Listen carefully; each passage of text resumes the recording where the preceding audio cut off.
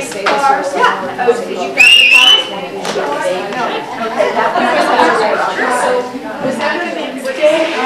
was speaking for the whole hour, which you've already heard a lot from me. I am going to speak for a little while, but what I've done is I've identified, I know you're all change agents, seriously.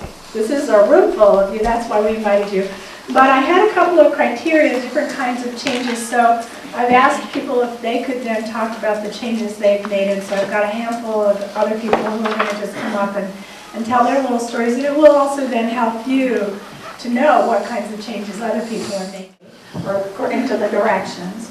And then these 20 young white gentlemen who were supposed to be representative of the population in the United States. Does this sound familiar? They would eat the product. And if they did not get sick, the product could go to market.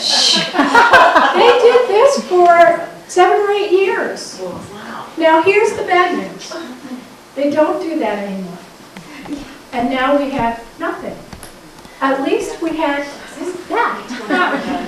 Now we have nothing.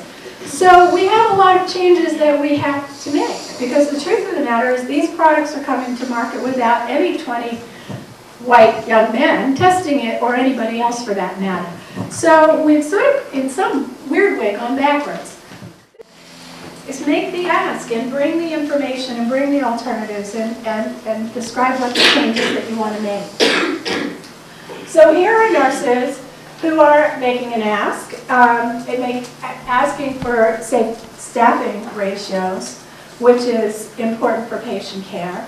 And this is another mechanism, and I'm going to ask Anne to talk in a minute about how, through union activities, we can make environmental changes, but also through contract signing. And very often you have contracts signed without pickets and demonstrations. You have to sit at the negotiation table and you've got to negotiate, and so you have to have, you know, a patient derriere, but you have to be there for a while.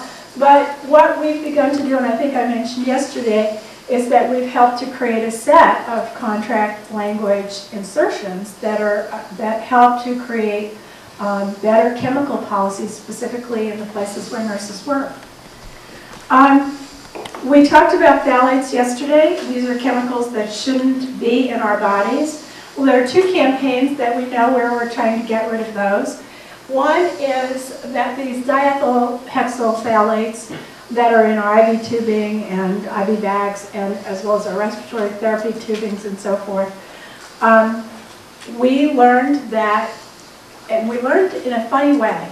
We went to the major IV bag manufacturers in the U.S. and we said, we'd like you to start producing IV bags without phthalates. And they said, well, we really can't do that. We just can't do that.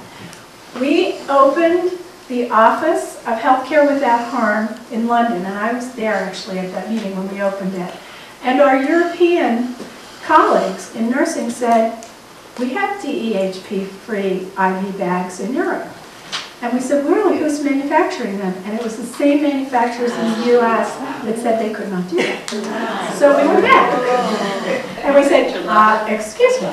And so they started manufacturing them here. But we caught them with their pants down, essentially. But sometimes you have to persist and not take no for an answer. So we, in fact, have nurses, particularly in NICUs around the country, choosing DEHP-free products. We really would prefer that all of the products be DEHP-free. And the problem we're having with the NICUs and the hospitals, the nurses get it, Barbara.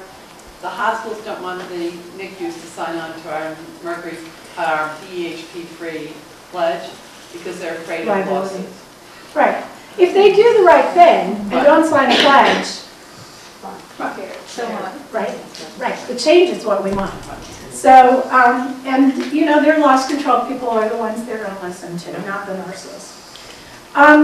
We're going to hear, I think you're going to speak a fair amount about this, so, for a little bit. You've maybe heard about the cosmetics campaign. The Breast Cancer Fund has been a huge proponent of this, really looking at the toxic chemicals that are in so many of our personal care products. And so they've had a couple of tactics. One is they've done these wonderful, will you talk a little bit about that, maybe? You go ahead and talk about it. Well, they got young women, and mostly in Marin County, I believe it is, and they had a couple organizers there who really took this up, and they dressed up as prom queens with their mistreatment banners, and they were really, at that point in time, they were specifically going after OPI nail polish because of the phthalates in that, and how commonly used that was in salons.